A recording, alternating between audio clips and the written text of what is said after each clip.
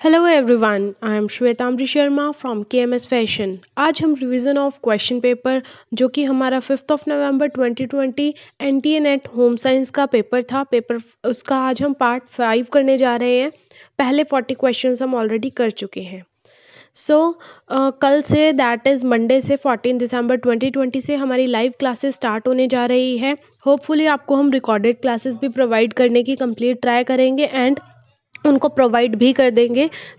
आप टेक्सटाइल्स और apparel designing जो कि आपकी यूनिट 3 एंड यूनिट 4 है, उसकी आप क्लासेस हमारे से ले सकते हैं। साथ के साथ अगर किसी को भी पीडीएफ नोट्स की आवश्यकता है, उनको नोट्स चाहिए, डिटेल्ड फॉर्म में चाहिए, जितना भी अपडेटेड सिलेबस है उसके अकॉर्डिंग हमारे नोट्स आपको मिल सकते हैं। 10 यूनिट्स के अवेलेबल है और आप इंडिविजुअल यूनिट्स के भी ले सकते हैं। साथ के साथ जो हमारी ये क्लासेस चलेंगी, ये इंडिविजुअल यूनिट्स की चलेंगी। अगर कोई सिर्फ टेक्सटाइल्स की लेना चाहता है तो उसके लिए भी वेलकम है, और सिर्फ अपैरल की लेना चाहता है तो उसके लिए भी वेलकम है। आप व्हाट्सएप कर सकते हैं, हमारे व्हाट्सएप नंबर पे मेल कर सकते हैं और हमारे टेलीग्राम ग्रुप को ज्वाइन करके फर्दर इन्फॉर्मेशन वहाँ से कलेक्ट कर सकते हैं। First question for today is question number 41। Given below are two statements. One is labeled as assertion and reason. Assertion and reason की statement है, ऑलरेडी हमें पता है कि इसको कैसे हम करते हैं। पहले हम assertion को देखते हैं कि वो ट्रू है या फॉल्स है। Cap height measurement is crucial for the hang and fit of the sleeve. यहाँ पर स्लीव की बात आ रही है और स्लीव के अंदर कैप हाइट होती है। कैप हाइट का मतलब क्या होता है? जब आपकी बाजू होती है, बाजू के अंदर लेंथ होती है, बाइसेप एरिया होता है, आपका रिस्ट एरिया होता है, राउंड रिस्ट होती है, राउंड आर्म होती है, इसी तरीके से कैप हाइट भी होती है। तो क्या कैप हाइट मेजरमेंट है वो क्रूशियल होती है, मतलब वो बहुत ज़्यादा इंपॉर्टेंट होती है हमारी हैंग और फिट ऑफ स्लीव, स्लीव को बनाए रखने में, स्लीव को हैंग करने में और स्लीव की फिट के लिए। Yes, it is true. हमें पता है असर्शन हमारा क्या है, ट्रू है। तो ट्रू के उसमें हमें 1 3 2 एंड 3 आर ट्रू पॉसिबल है और 4 हमारा फॉल्स है, तो हम एलिमिनेट कर देंगे 4th को। Then reason, more the cap height more difficult is the lift of the arm. अगर कैप हाइट ज़्यादा होगी तो क्या बहुत मुश्किल होगी आर्म को लिफ्ट करने में, और अगर कैप हाइट ज़्यादा कम होगी, लेस होगी, तो कंफर्टेबल होगी हमारी आर्म को लिफ्ट करने में। Yes, it is also true. Then it is also true इसका मतलब क्या है कि हमारा सेकेंड ऑप्शन, थर्ड ऑप्शन भी एलिमिनेट हो जाता है and first and second option रह जाते हैं, because both are true.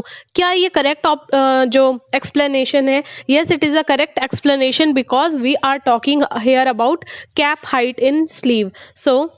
A cap height which is too high will result in a feeling that the sleeve is too tight. This problem can be easily fixed by raising the armscale in both the sleeves and body section of the garment. अगर ना ही तो हमारी जो cap sleeve है वो बहुत ज़्यादा high होनी चाहिए और ना ही बहुत ज़्यादा लो होनी चाहिए। Clear? Next question, what are the characteristics of hardwood as per the list given below. ये हमारा इंटीरियर्स का क्वेश्चन है। हार्डवुड कौन सी होती है? जो हमारी लकड़ी की बात कर रहे हैं यहाँ पर हम। These are equally strong across and along fiber. ये सारी की सारी, मतलब जहाँ से आपकी लकड़ी, जितनी भी आपकी लेंथ की लकड़ी है, क्या सारी की सारी लकड़ी के अंदर सेम स्ट्रेंथ रहेगी? The resist transverse loading, shock and vibration. क्या ये जो जैसे हम लकड़ी के ऊपर कोई भी भार डालते हैं तो उससे अगर कोई भी वाइब्रेशन प्रोड्यूस्ड होती है, या फिर वैसे भी अगर इंटीरियर्स बनाने में कोई भी शॉक या वाइब्रेशन होती है, तो क्या उसको वो सह लेगा? These are light in weight and color and these have more moisture content. Correct option is first two, that is A and B, because it grows slowly comparative to softwood. Hardwood is relatively expensive. एक तो ये expensive होती है। Hardwood is durable, less likely to decay and rot, comes with close grain and required low maintenance. तो ये हमारी बहुत ही durable है, ये जल्दी ख़राब नहीं होती, जल्दी ये इस पर कोई भी ये डिके नहीं होती, ना ही ये सड़ जाती। और इसके अंदर जो ग्रेन है, जैसे हमारे कपड़े की ग्रेन की हम बात करते हैं, इसी तरीके से इसकी जो ग्रेन है वो बहुत ज़्यादा क्लोज्ड होती है, इसलिए इसको कम मेंटेनेंस की नीड पड़ती है। As it comes with low sap content and good fire resistance, hardwood is commonly used for wooden flooring. Wooden flooring के लिए बहुत ज़्यादा रिक्वायर्ड रहती है, क्योंकि इसके अंदर जो वाटर कंटेंट होता है, सैप कंटेंट होता है, वो कम होता है, और जिसकी वजह से ये ज़्यादा अच्छी फायर की रेजिस्टेंट रहती है। It is also use for making furnitures, इसको फर्नीचर्स के लिए भी बनाया जाता है। Next question, panchayati raj institution in India are important expressions of people's participation in local self governance through. So यहाँ पर क्या पूछा है कि जो पंचायती राज इंस्टीट्यूशन है इंडिया के अंदर, जो पंचायती राज है, क्या वो बहुत ज़्यादा इम्पॉर्टेंट है पीपल्स की पार्टिसिपेशन के लिए, जो self governance, local self governance होती है उसमें। सो ऑप्शंस है डोमिनाइजेशन, सेंट्रलाइजेशन, डिसेंट्रलाइजेशन या डीमोनेटाइजेशन। सो करेक्ट ऑप्शन है decentralisation, because the decentralisation in is contemporary phenomena belonging to the period of globalisation, क्योंकि डिसेंट्रलाइजेशन हमारा ग्लोबलाइजेशन को बिलोंग करता है। Panchayati raj institution, the grass unit of local self government has been considered as instruments of social economic transformation in rural India. So जो पंचायती raj institution है उसका जो grass unit है, मेन उसकी जो यूनिट है वो लोकल सेल्फ गवर्नमेंट ही है, और वो सोशियो इकोनॉमिकल ट्रांसफॉर्मेशन लाना चाहती है रूरल इंडिया के अंदर। और involvement of people at grassroots level is the most important being of bringing the social economical development. So social economical development के लिए भी ये बहुत ज़्यादा important है। And Panchayati Raj is identified as institutional expression of democratic decentralization in India, as well as decentralization of power to the panchayats is seen as a means of empowering people and involving them in decision making process. So अगर peoples की self governance होगी, वहाँ पर peoples की participation होगी, तो पंचायती जो राज institution है वो पीपल्स के लिए ही काम करता है, तो उनकी सोशो इकोनॉमिकल डेवलपमेंट के लिए, उनके डिसीजन मेकिंग के लिए और पीपल्स को एम्पावर करने के लिए ही वर्क करता है। Next question, which of the following is not a group approach for communication and extension. बहुत ही बेसिक सा क्वेश्चन है, और इसको आप कॉमन सेंस को यूज करके भी हम इस क्वेश्चन को करेक्ट कर सकते हैं। जैसे कि इन्होंने पूछा कौन सा ग्रुप, यहाँ पर नॉट पूछा है, तो ध्यान रखिएगा ये नॉट पे एम्फसाइज कर रहे हैं, यहाँ नॉट है, मतलब ये चीज़ नहीं हो सकती, ग्रुप अप्रोच कौन सी नहीं है।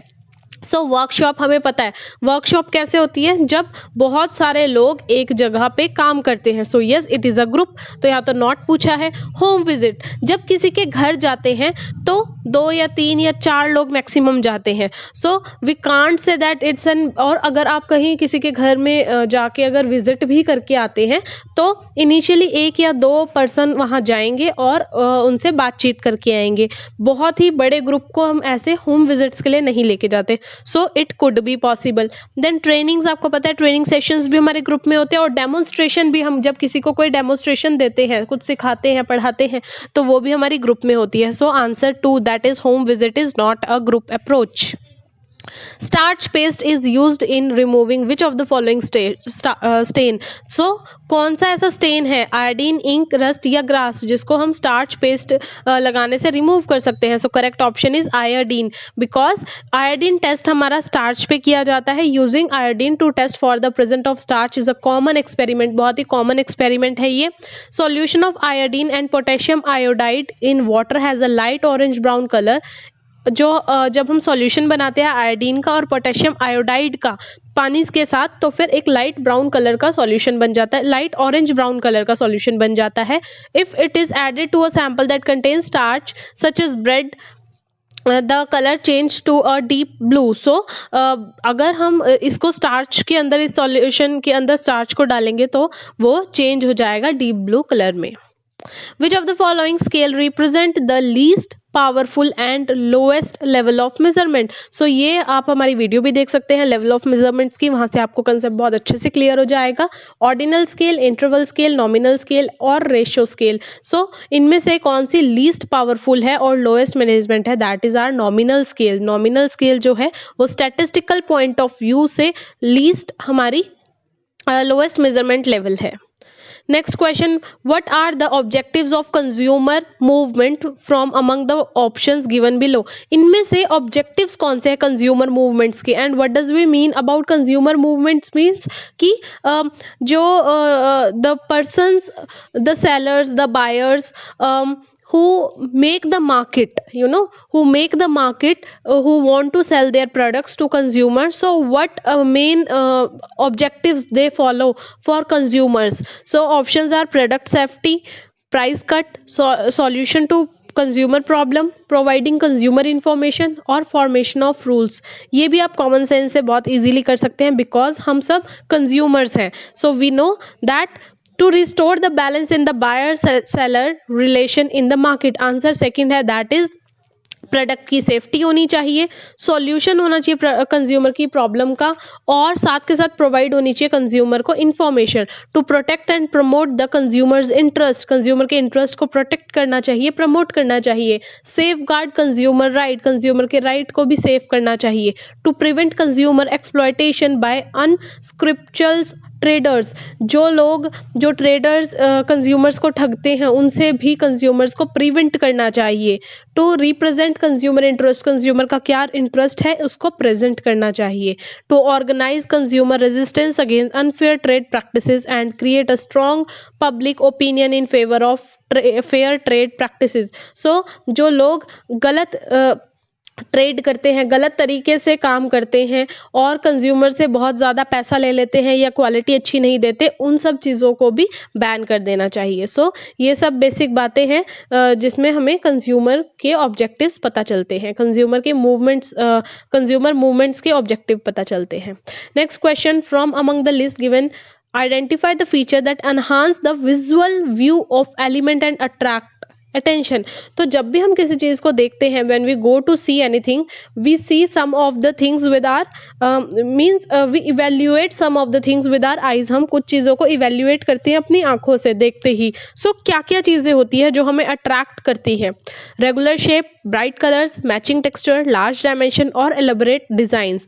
सो from all these we have three, that is first is bright colours, कि हमारे जो ब्राइट कलर्स हैं वो बहुत ज़्यादा अट्रैक्ट करते हैं। देन लार्ज डायमेंशंस हमें एकदम से ध्यान देती है, और एलेबोरेटेड डिटेल्स, बहुत अच्छे से अगर डिटेल्स पे किसी ने काम कर रखा होता है तो वो भी हमें अट्रैक्ट करती है। So these three. Which of the following scheme are for rural upliftment. So जो रूरल एरियाज हैं, जो विलेजेस के एरियाज हैं, वहाँ पर ज़्यादा अच्छे से अपलिफ्टमेंट के लिए कौन कौन सी स्कीम्स हमारी आई है। यहाँ पर कुछ एक ऑप्शंस दिए गए हैं, हम सबको डिफाइन करते हैं, देखते हैं। Firstly we have answer third, that is सबको देखते हैं हम। SSY इज सामाजिक सुरक्षा योजना। MGNREGA, that is Mahatma Gandhi National Rural Empowerment Guarantee Act. Yes, this is for rural upliftment. PMGSY is for प्रधानमंत्री ग्राम सड़क योजना, वो भी हमारे रूलर्स के लिए है। DDUGKY इज दीन दयाल उपाध्याय ग्रामीण कौशल्या योजना, ये भी हमारी ग्रामीण के लिए है, मीन्स रूलर्स के लिए है। And last is ICDS for integrated child development scheme. So हमारी B, C and D are for rural upliftment. Last question for today is, which of the following data collection tool are most suitable for a research study on assessment of preference of adolescents for choice of career with a sample size of 40? तो इनका क्या question है कि एक adolescence है, वो अपने career में क्या चूज करेगा, किस करियर को ऑप्ट करेगा। हम सैंपल साइज ले रहे हैं 40, मतलब प्री डिफाइंड है ये सब चीज़ें कि एडोलेसेंस को लेना है, चॉइस ऑफ करियर हमारा पे बेस्ड हमारे क्वेश्चंस होने चाहिए, और सैंपल साइज हमारा 40 रहना चाहिए। सो कौन सा इनमें से हमारा डाटा कलेक्शन का टूल सुटेबल रहेगा? Semi structured interview, focus group, participant observation, non participant और प्रोजेक्टिव टेक्निक।